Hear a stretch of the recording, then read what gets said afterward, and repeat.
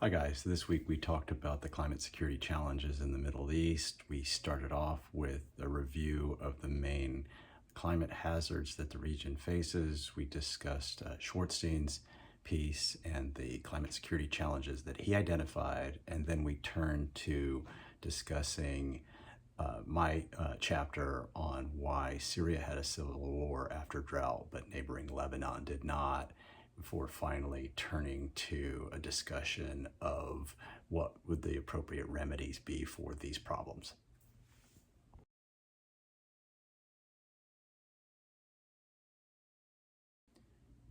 One of the challenges in assessing climate vulnerabilities in the Middle East is, what do we mean by the Middle East? We're often talking about countries in the Levant extending across to North Africa, with some maps considering the Middle East to encompass other countries as far east as Pakistan. In the map that accompanied the slide deck for the class discussion today, I only had Egypt as far as Iran, but we can think about this geographic region in different ways. Often the Middle East and North Africa are seen as a consolidated whole, perhaps sharing some similar agroecological conditions as well as some shared faiths, although there are obviously large differences between different sects within Islam, but there are also wider distribution of societies with a large proportion of Muslim populations. So how we think about what is and is not the Middle East can have major implications for what we think the underlying climate vulnerabilities are. Beyond this consideration, I noted that the IPCC reports on the science of climate vulnerabilities by region do not have a disaggregated report for the Middle East. There are ones for Africa, Asia broadly, Australasia, Central and South America, Europe, North America, and even one for small island countries. And so one question is, why doesn't the Middle East have a separate pull-out report? Is it consolidated in some of these other chapters? And it may be a function of there being limited scientific work on the region that makes it challenging both to assess the climate science of physical risk, but also the wider challenges for adaptation and vulnerability. In terms of the particular climate hazards and wider vulnerabilities that the Middle East has that are perhaps distinct, I'd say water scarcity is a persistent problem made worse by climate change, which increases the risks of rainfall variability as well as more extended drought periods. You also have a region characterized by high temperatures made worse by climate change, which can increase the likelihood of temperatures exceeding the bounds of human habitability for more regions and for more extended periods. You have some low elevation coastal zones that are subject to sea level rise as well. In terms of wider challenges for the region that flow from this, you have impacts on agriculture, you have impacts on availability of water for human consumption. You also have increased contestation between countries over transboundary rivers. And then you also have a greater risk of power outages that flow from high temperatures and the challenges of meeting the needs of a populace that's trying to use more air conditioning. And so those are some of the core challenges the region faces. You also have perhaps a higher level of urbanization in some polities that rely on imported foods to the region. And so climate disruptions outside of the region can lead to food price shocks, as we saw in the lead up to the Arab Spring, that can be translated into food price hikes. So these are some of the persistent climate risks in the region and wider vulnerabilities.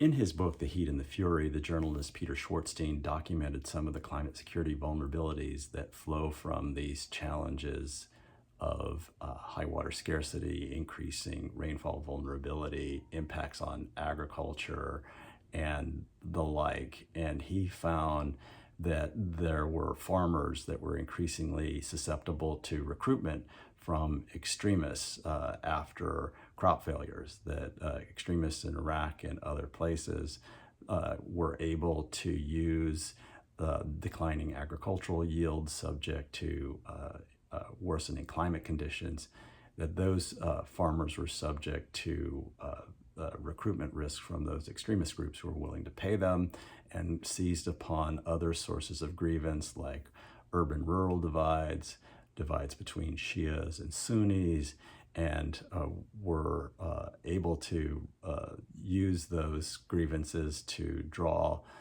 particularly young men from those communities to join extremist groups over time, that the psychological toll of the loss of livelihoods made those populations particularly vulnerable. He also documented that there had been outmigration from rural to urban or peri-urban areas, that you had populations that then had senses of grievance in those new locations as they compared their living conditions to their peers in those communities. He also talked about the risks of transboundary river diversion between countries and within countries that accentuated those downstream water scarcities.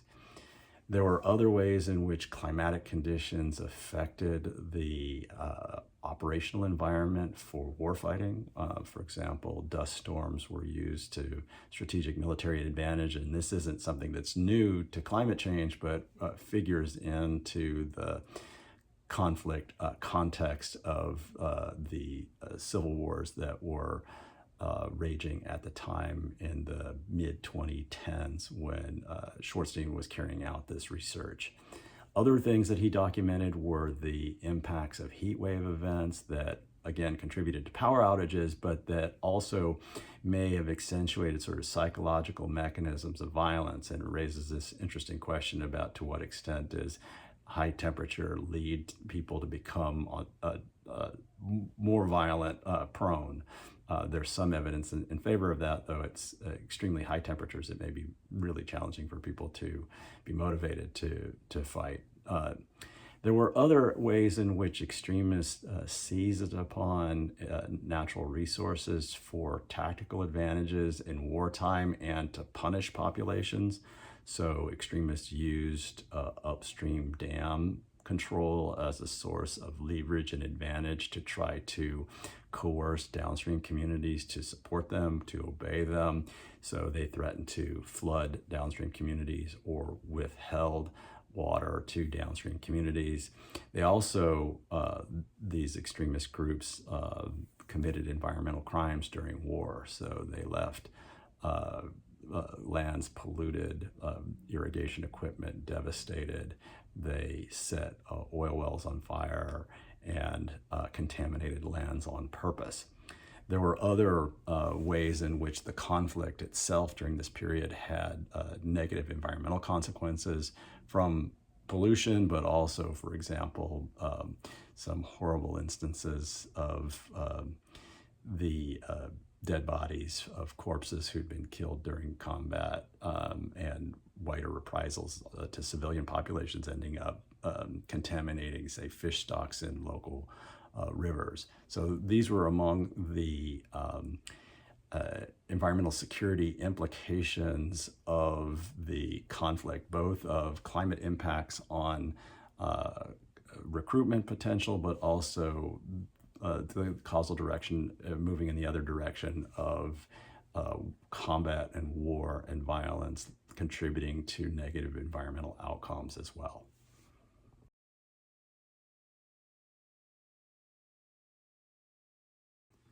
So the third piece that we read for this week was my chapter on Syria and Lebanon, which asked the question, why did Syria have a civil war after drought, but neighboring Lebanon did not?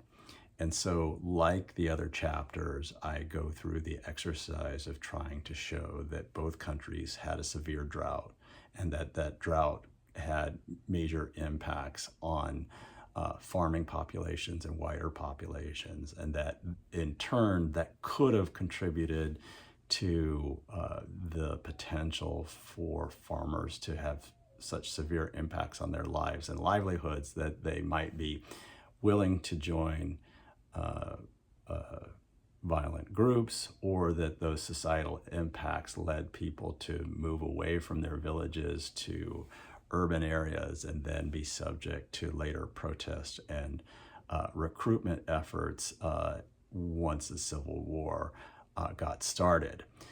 So, and then I in turn go through the exercise of trying to document differences between Syria and Lebanon in terms of state capacity, political inclusion, and foreign assistance. And so this chapter is a little different than some of the others in the book in that there is a civil war as the sort of outcome, negative security outcome in the Syrian context. So it goes beyond humanitarian emergencies and tries to document why you had a civil war in one country and not the neighboring one. One of the major challenges in writing about the Syrian civil war was case selection. And if you're familiar with the Syrian civil war that started in around 2011, 2012, you might be aware that a number of analysts made the case that a drought in the period 2008 to 2009 contributed to the civil war. And the causal story is that hundreds of thousands of farmers had their lives and livelihoods disrupted in 2008, 2009 as a result of drought, that their livestock died, they were running out of food, and so hundreds of thousands migrated to the cities, swelling the ranks of people unhappy with the regime, and ultimately expressed their grievances in the protests that then escalated to violence. And so they point to that drought as an important contributor to the story of Syria's civil war. But other scholars have pushed back on that and said the drought had little to do with the grievances that the protest movements had articulated, that the drought wasn't as big an impact in driving migration as people say, that maybe climate change wasn't a driver of that drought to start with, and that the real important drivers were political differences and mistreatment of the regime of protesters that were articulating demands for freedom, and that to the extent there were governance failures related to the agricultural sector, they had more to do with water mismanagement and removal of subsidies for fuel and fertilizers. So I wanted to assess this argument and see if there's a story there that one could connect the dots between the drought and the Civil War onset, but do so in a way that paired it with a case from the region of another country that had faced similar exposure to drought but didn't have a civil war. So simultaneously, I need to connect the dots in the Syrian case, but do so with a suitable comparison case. So as we think about a suitable comparison case, then the challenge is, what is the appropriate country of comparison? And there are other studies that identified Lebanon, Jordan, Turkey, Iraq as potential comparison cases. I could go outside the region, but I thought there might be different agroecological conditions. And so I wanted to choose a case of countries that had a reasonably large agricultural sector, that disruptions and dislocations from that sector could have contributed to a large enough group of people whose livelihoods were disrupted that they might have to move to cities, might be able to express their grievances against the government, might be recruitable into violent insurgencies. And I also needed countries that weren't already experiencing a civil war. And so scholars who talked about Turkey and Iraq as suitable comparison cases, I thought uh, those weren't appropriate cases since both countries were already experiencing violence. Iraq after the US's effort to uh, overturn the government of Saddam Hussein, and Turkey had had a longstanding violent insurgency from the Kurds. So in those instances, I didn't feel like those were appropriate comparison cases. And uh, another case, Jordan didn't feel like an adequate comparison case because its agricultural sector, in terms of share of employment and GDP, was far smaller. Whereas in the case of Syria and Lebanon, there are some differences between them in terms of size of the population, and Syria did have a larger share of the population employed in agriculture, but the differences weren't as stark. And both of those countries were multi-ethnic societies that were product of French colonialism and had some similar historical experiences and agroecological conditions, but they're also not entirely separable in that Syria up until 2006 had been occupying Lebanon, and so there are ways in which their fates are bound up with each other. Certainly in the wake of the Syrian civil war, you had hundreds of thousands of refugees flee into Lebanon.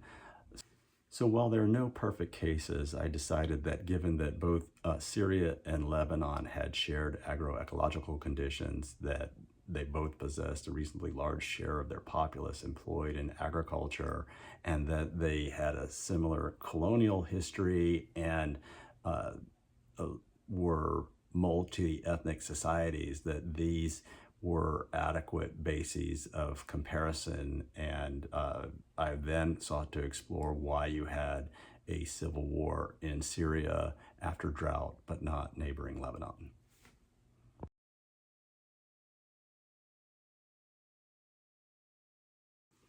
So the argument in brief is that Syria had weaker state capacity than Lebanon. It had more exclusive political governance than Lebanon, and it was unable to rely upon foreign assistance to support efforts to deal with the drought, whereas Lebanon both was able to tap into international foreign assistance and remittances more easily than Syria was. And so those were core differences that explain why Syria had a civil war, but neighboring Lebanon did not. So what I had to do in this chapter is document that both faced droughts in a similar period, and then connect that to the potential impacts on lives and livelihoods in ways that could have escalated to a civil war in both countries, but did in one country and not the other. So I do that through a series of steps by looking at changes in rainfall in that time period and changes in temperature. So were there drier and hotter than normal conditions in the lead up to Syria's civil war, and were there similar climatic disruptions in Lebanon? I then trace the impacts on the agricultural sector, particularly in terms of wheat production, but I also go further to look at impacts on food prices, which were perhaps a bit more relevant in the Lebanese context, which was more urbanized than Syria. As in other chapters, I then trace differences in state capacity, looking at broad national level metrics of government effectiveness, and I'm able to show that Lebanon had higher state capacity than Syria did, although in the lead up to the civil war, some of those differences had narrowed. In part, that might be a function of the way these metrics are constructed, which surveyed investors about their attitudes about government effectiveness in the two countries. And in the lead up to the civil war, Syria had embarked on a number of pro-market liberalization measures, which investors might have seen as signs of good governance, but on some level might have actually facilitated the violence, and that removal of subsidies for fuel and fertilizers might be seen by international investors as a kind of market-friendly moves and signals of government effectiveness, but those deprived core inputs to the agricultural process. So farmers were affected negatively by those moves.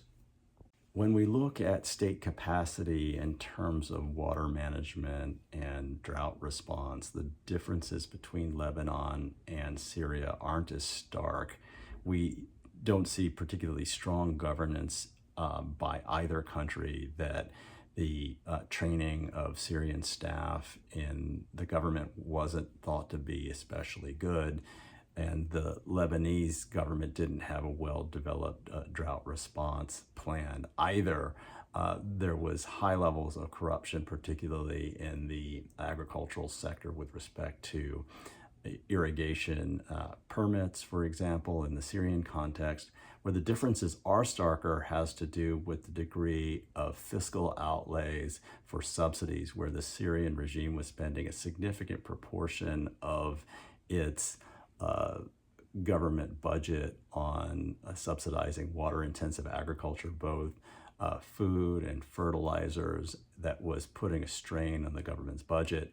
The Lebanese government, for its part, had more limited subsidies, and these were more relevant to consumers in urban areas to shield them from price spikes from high food prices. Where there are indicators of government mistakes that are stark, we see that Syria, which had been a net grain exporter for many years in the lead up to the drought, strategically miscalculated, and in the face of high food prices for several years, they sold a significant share of their grain reserves, so found themselves with high depletion of their strategic grain reserves right around the time that the drought occurred.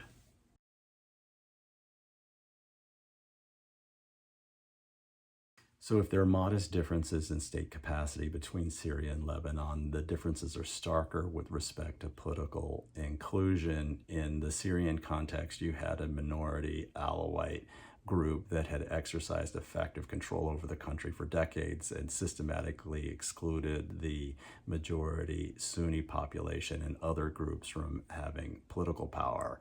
Whereas in the Lebanese context, it had experienced a civil war, and one of the outcomes of that was a confessional system in which all major religious sects had representation in government. Now, there are challenges and problems of that system, but it was comparatively more inclusive, and indeed there are ways in which that government worked to extend contracts to the major sectarian groups with separate service provision for things like trash pickup that are strange, but were ways in which all the key groups in Lebanese society were participants in that governance relationship. Now, as I talk about in the chapter, there may be ways in which elites of those different sectarian groups were self-dealing and corrupt and using government largesse to serve their own needs and not the needs of their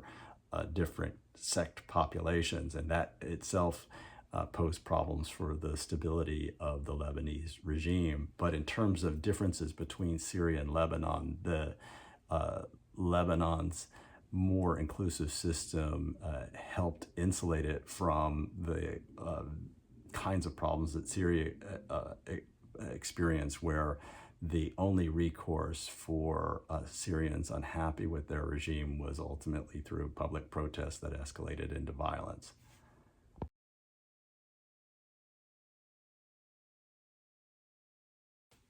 In terms of international assistance, both Syria and Lebanon were middle-income countries, less reliant on foreign aid than, say, countries in the African context like those I discussed in the Ethiopia and Somalia chapter. Nonetheless, there's still some differences of international assistance between Syria and Lebanon. Namely, Syria under Assad was already something of a pariah state in this period. So in the lead up to the drought, there was an emergency appeal from the UN to support Syria with the drought response. And those appeals were underfulfilled, that less money was mobilized than was requested. In part, that was a function of the Assad regime unwilling to call this an emergency, and the Obama administration wanting them to note the seriousness of the situation. There are other ways in which Lebanon during this period had its own emergency appeal after a bombing from Israel, and that was more successful. And so you can see some differences in terms of Lebanon's ability to tap into international aid resources. Lebanon also has a large diaspora population, and so remittances were more easily mobilized to Lebanon than they were in Syria. So if we're trying to connect the dots between the drought in Syria to the civil war, we have to document that there's a drought in the first place, that there were a large number of people affected by it, that they then moved to the cities, and that this in turn had some connection to the protest and violence that ensued. The maybe smoking gun would be if a number of former farmers were major participants in the early violence that then ensued, and that their specific grievances that were articulated had a lot to do with the drought. So when you look at the evidence, it's clear that there was a major drought in the east of the country, and that large numbers of people were affected, and that they moved to the cities. Now, there are scholars like Jan Selby who dispute how large those numbers were relative to other flows of refugee movements, say from Iraq or returning Syrians who had left Lebanon. But I think it's clear that there were a large number of people affected by the drought who ended up moving to Syria's cities and peri-urban areas. What's less clear from the evidence is whether the drought was a major factor in their political grievances against the regime. And indeed, most of the protests highlighted demands for freedom. They weren't explicitly linked to the drought, which had occurred several years earlier. And it's less easily documented how many of the participants in the protests and later violence were former farmers. There is some anecdotal evidence from the journalist Tom Friedman, who interviewed former farmers who then became combatants in the Civil War. It's hard to know with any precision, and it's really difficult, decade on, to reconstruct this history of how much former farmers featured in the rebel combatants. There have been some important studies that showed that areas that experienced large amounts of in-migration from other parts of Syria experienced higher protest activity than areas that had population declines as a result of the drought.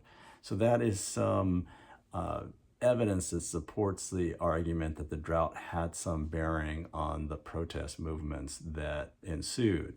Nonetheless, there's more limited evidence suggesting that drought featured in the demands of the protesters. And even if drought didn't feature heavily in the demands of the protesters, and even if former farmers weren't among the first to participate in the rebel movements, most analysts suggest that the dislocation of large numbers of farmers swelled the ranks of people living in peri-urban areas of major cities, and who were ultimately recruitable to participate in those rebel movements. So you had Sunnis moving from Sunni areas to Sunni communities in the suburbs of major cities. And once the protests were violently suppressed, that they were willing to join with their compatriots. And there's also good evidence to suggest that traditional mechanisms of conflict mediation in the eastern parts of the country were undermined as the drought disrupted traditional tribal authorities. And so those parts of the country were more susceptible to radical Islamist groups mobilizing in those areas of the country. And so that's another way in which the drought was important in the wider context of violent mobilization after the protests were repressed by the Assad regime. As in other chapters, I also explore alternative explanations for why Syria had a civil war and Lebanon did not. Now, we might suggest that the drought that affected Lebanon wasn't as severe as in Syria.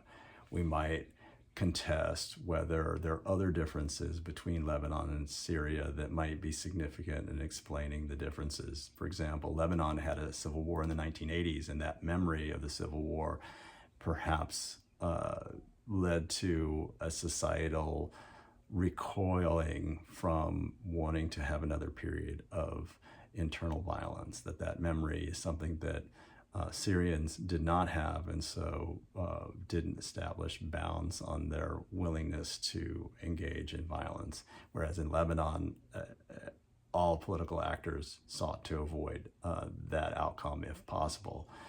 I think some of these observations are relevant and important. Nonetheless, I still believe that the argument I make that differences in state capacity, high levels of political exclusion in Syria, and its inability to tap into foreign assistance help us understand how the drought contributed to the dislocation in the Syrian context that created this large population of young people who were recruitable after the protests escalated into violence. One of the observations that came out of this comparison of Syria and Lebanon is that even if Lebanon hasn't experienced another civil war, it is subject to political instability, that self-dealing by elites, even if they're represented in government, that self-dealing has contributed to a governance crisis in Lebanon. And while the Lebanese public still has some ability to express their concerns through peaceful protests, that has the risk of escalation. And so you've seen in the wake of multiple garbage crises where the garbage wasn't picked up or handled well by political elites, that the public became dissatisfied and protested. You also saw a horrible fertilizer storage explosion in Beirut that took out multiple city blocks and killed a large number of people, and the government resigned as a consequence of that. And so you see the ways in which Lebanon is subject to potential bottom-up protest movements that then might escalate into violence. And this is not even taking into account the challenges posed by violent groups like Hezbollah, which are pitted in regional conflict with the Israelis at the moment, but pose another barrier to peaceful resolution of issues in the Lebanese context. And that is more about interstate or transnational security challenges, but there are other ways in which Lebanon, despite these differences with Syria, is vulnerable to violence.